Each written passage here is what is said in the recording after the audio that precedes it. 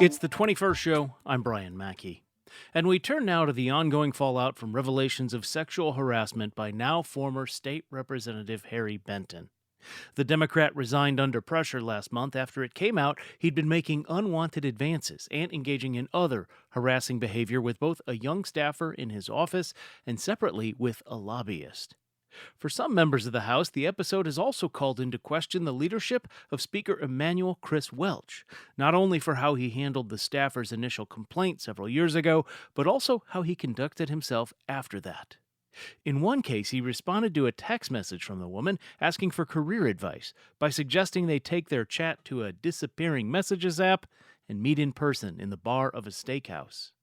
And on social media, Welch reacted with the heart eyes and drooling face emoji to some of her photos. Last week, he told Capital News Illinois he meant no harm, but, quote, "I regret that, and I'm embarrassed by it, and I apologize for it." Welch also launched a private working group to think through what policies need to be improved in the House in order to address some of the shortcomings revealed here. Joining me now to talk more about this is State Representative Kelly Cassidy. Like Welch and Benton, she's a Democrat, but she is one of the few people who've gone public with criticisms of Welch in this case, as she did when former Speaker Mike Madigan was accused of mishandling harassment allegations against his people nearly a decade ago. I spoke with Cassidy on Friday. Because of that, no calls today, but you can share your thoughts at talk@21stshow.org. State Representative Kelly Cassidy, welcome back to the 21st Show. Thanks for being here. Thanks for having me. What was your top-line reaction to this? You're on the Legislative Ethics Commission. What was your top-line reaction when this came into your realm of awareness? It came into my realm of awareness when we were all sort of mysteriously informed that our colleague was out of the caucus. And that set off a lot of rumor mill churning, wild speculation, and, gossip of the day. And what I was most aware of in that moment was the number of people that I've spoken to who have been victims of harassment in our building, who were probably being triggered by everybody standing around gossiping about something they had to endure. That we were, in some cases, they said, "I can't believe we're back here." But the truth is, we never really left. The speaker did come out, I think that was back in March, if I remember the timeline correctly. And then in April. March or April. Yeah, well, then in April, the speaker acknowledged that there were victims involved Yeah. in Yeah. this. And so when did this start to become, go from the realm of rumor to fact for you? So, I mean, as was noted in the LIG's report and in the media, lots of us clocked this guy pretty early on as having at least some creepy tendencies. But, ultimately, I'm on the Legislative Ethics Commission. It was clear this was going to come my way. But I was as in the dark as everybody around me because we don't know about the nature of the investigations until they're complete. So, there's a very, very bright line of confidentiality within the LEC. So I was as in the dark as everyone else. You've been in the General Assembly for, 16 years now. Have you seen, Yeah. Yeah, going on. Have you seen the culture change in terms of, there are people who've always sort of treated it as like sort of, what would you say, hall pass from family time, party time in Springfield? High Have you school seen with that? money. Yeah. Yeah, oh yeah, that's good. Well said. Have you seen that culture change? Some, for sure. There's definitely at least a greater awareness of not being too much of an idiot publicly. But there's always people that are going to slip through that crack. And so I don't necessarily think that the, carousing, philandering has fully ended. I just think people learn to be a little more subtle about it. And, ultimately, to your hall pass point, there really are people who do treat it that way. I tend to be one of these people that goes home and cooks dinner, and people can come over and hang out with me if they want to, but I don't hit the bars. It's just not my scene. Yes, to quote the character in Lethal Weapon, I'm getting too old for this bleep. Yes, We 100%. Awkward timing. We need to take a break on the program. We're going to continue this conversation with State Representative Kelly Cassidy in a moment. This is the 21st Show. We'll be right back.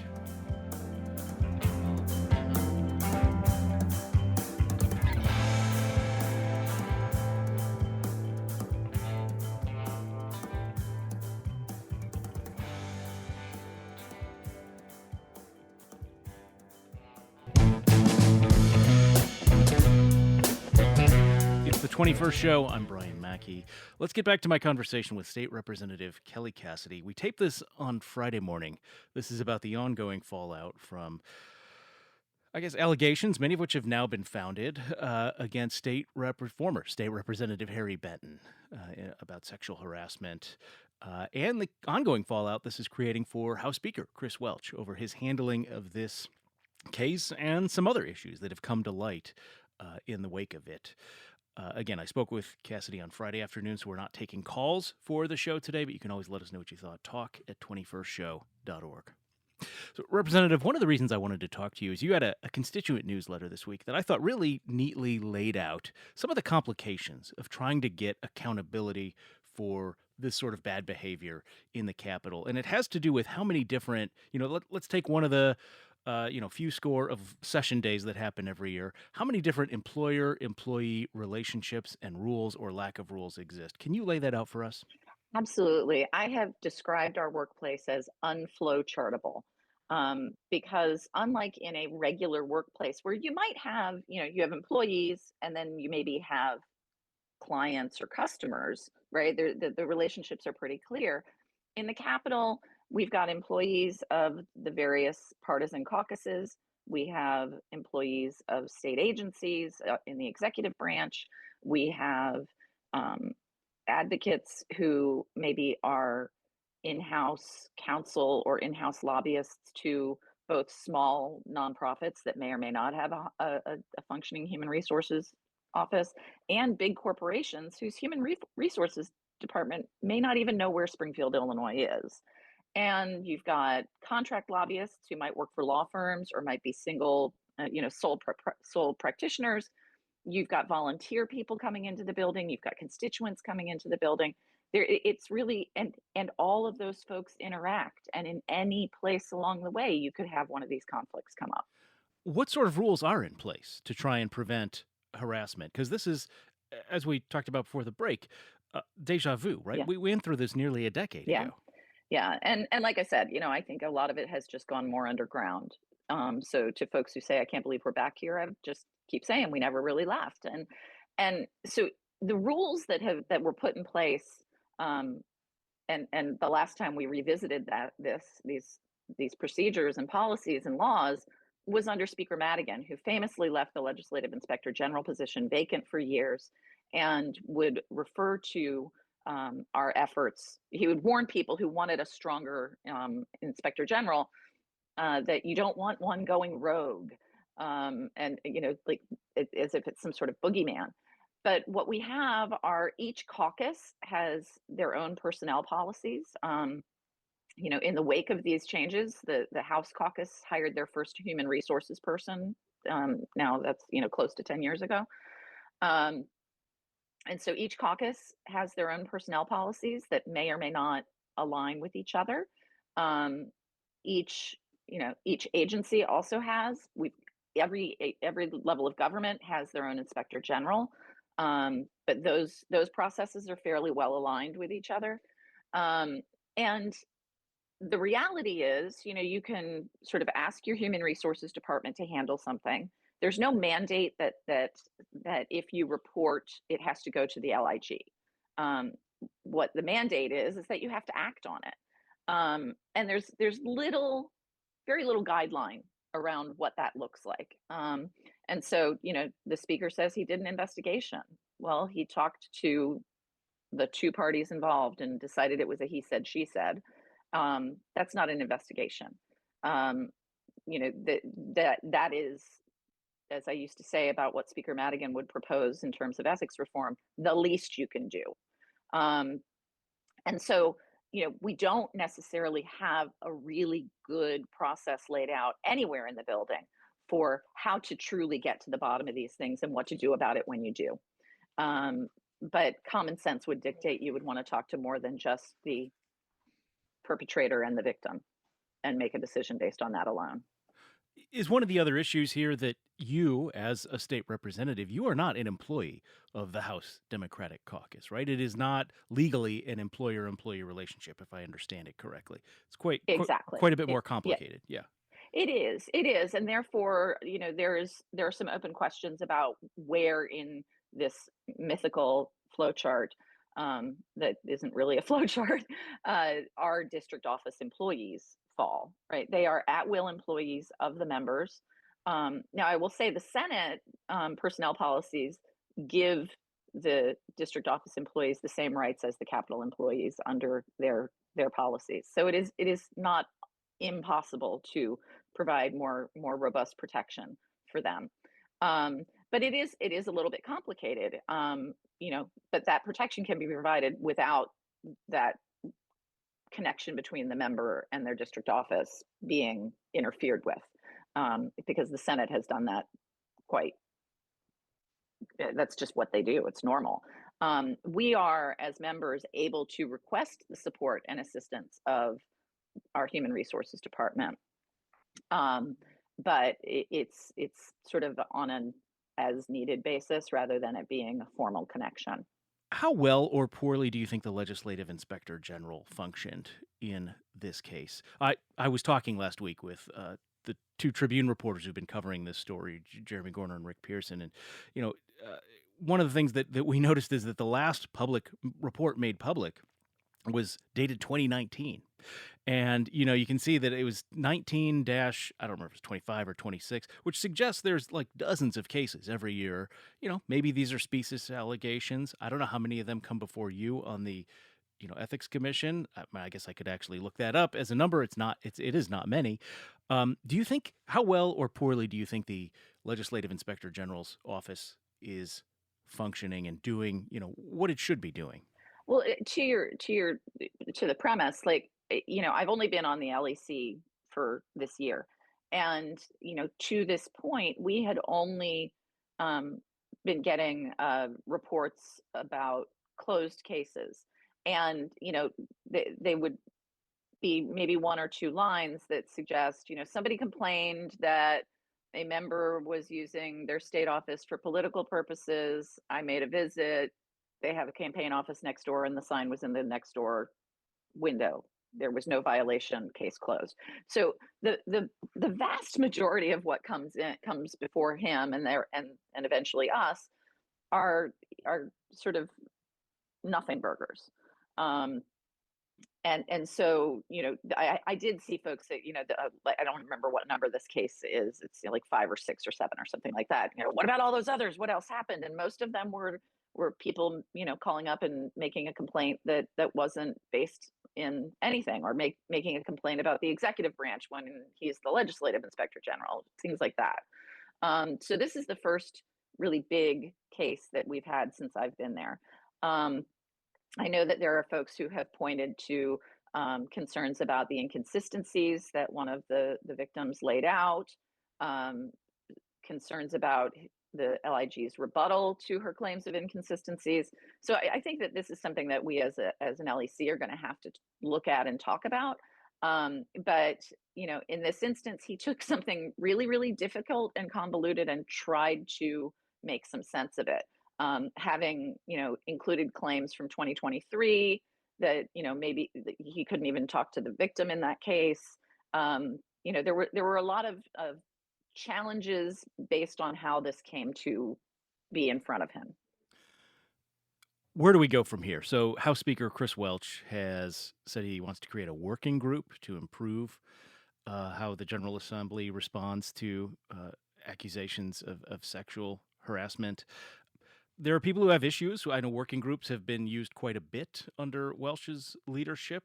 I know people who say, it'd be nice if these things were happening more out in public in committee, so the people could have a say in some of this. What do you think of that approach to this issue?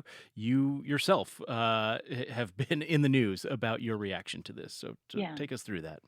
I think by and large, working groups can be a really effective tool. It's a good way to get a lot of brains doing the research part, honestly. Um, but one of the things that led to me deciding to withdraw from participation in this working group is that my I fundamentally believe that this problem cannot be solved by legislators alone, that we have to begin with the end users that we're contemplating protecting, and that is our staff, that is the lobbyists, that is the advocates, that is our constituents who are coming into the building. And, my legislative philosophy has always been nothing about us without us. And what I really would like to see is some way to get reliable information from the people who aren't utilizing these systems now because they don't have faith in them. And that is really the problem we have to start from. This young woman at the beginning of her career didn't feel safe going to the LIG, and we still don't know why. What I know as someone who has gone to the LIG is that it is an incredibly daunting process. It feels huge and scary. And, if you're afraid that, just as the speaker concluded, well, it's just a he said, she said, you're likely to just try to keep your head down and keep moving. And so we have built a system that doesn't work for the people that we need it to work for.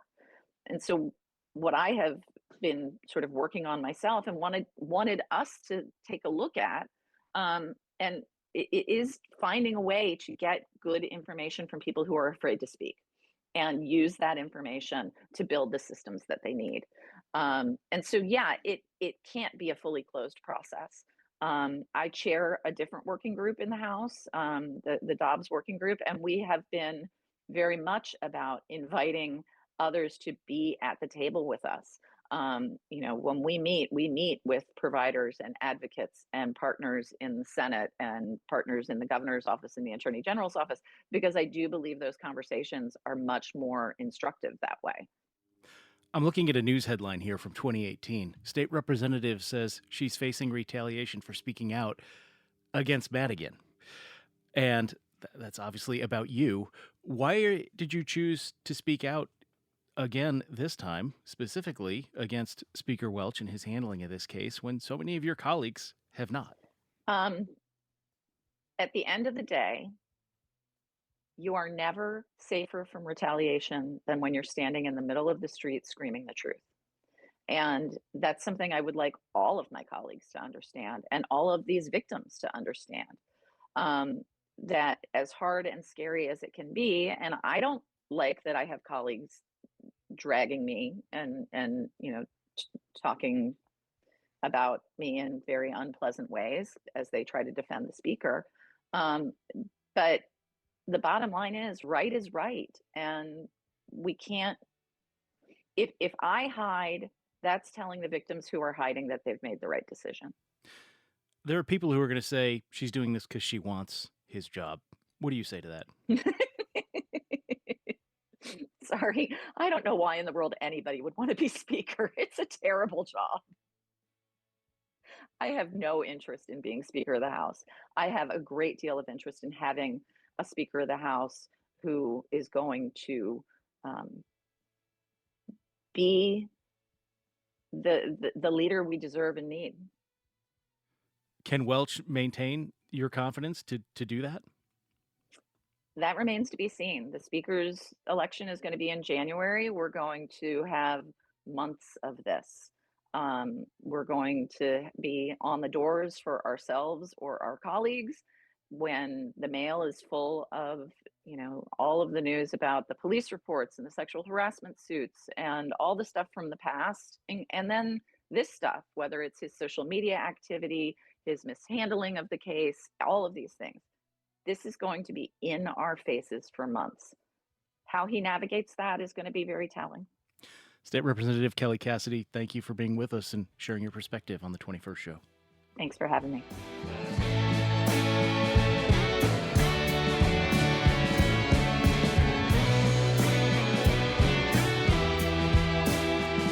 That's it for us today. Coming up on tomorrow's show, the work products of artificial intelligence are all around us, from internet searches to advertising to customer service calls. But what effect is it having on us and the way we interact with the world? We'll talk about that with people who study AI and a man whose book argues we should be doing more, as his title has it, thinking like a human. The 21st show is produced by Christine Hatfield and Jose Zepeda. Our digital producer is Colson Kahn. Technical direction and engineering comes from Jason Croft and Steve Mork. Reginald Hardwick is our news director. Special thanks to our colleague DJ Roach, who's been handling the direction and editing of our video interviews, which includes today's conversation with Governor Pritzker. You can find that on our website and on our YouTube page. Just search for The 21st Show. The 21st Show is a production of Illinois Public Media. I'm Brian Mackey. Thanks for listening. We'll talk with you again tomorrow.